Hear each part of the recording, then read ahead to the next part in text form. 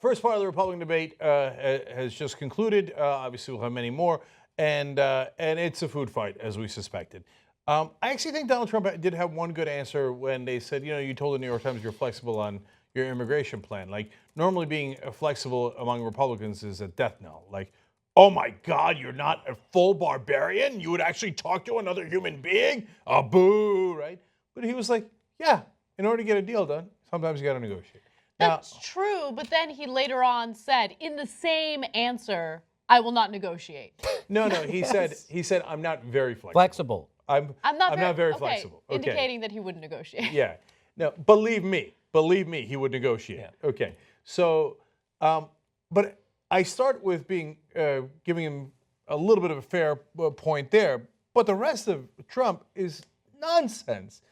That was by far the most substantive thing he said, and it doesn't really have to do with policy. I mean, he didn't say, in the negotiation, here's what I would give in terms of policy proposals, here's what I would take in terms of policy proposals. He never talks about policy. He goes, this little man here, talking about Marco Rubio, he talked about his dick. He talked about his dick in the debate. Literally. Right? Believe me, I don't have any problems in that area. Believe me, okay? It's both because he's got to boast and everything, but it's just like, for his followers, they're not going to see this. But for somebody who has a little bit of self-consciousness, a little bit of self-esteem, it's so clear that he's got nothing inside, that he can't say, oh my God, they're going to think my dick's small, my fingers are small. So he has to say something to stop it.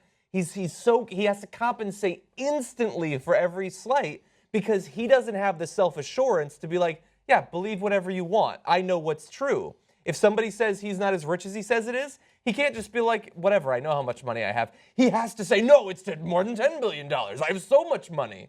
It's just a sad little person. Did we talk about this, when he was roasted by Comedy Central, we did? Okay. Yeah, so the one thing he didn't want him making fun of is the size of his bank account. Yeah. Yes. He's got a lot of size issues. To be fair, if they had talked about joking about his fingers, he would have added that to the list too. Yeah.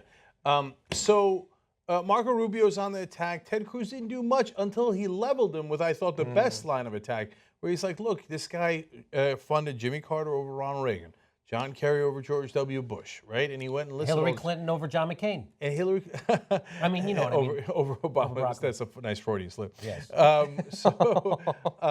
And they talked about how Trump gave to Hillary Clinton 10 times, including 4 times in a presidential election, right? So that's... if anything's going to do damage to Donald Trump, I think that's the most likely to do damage to him.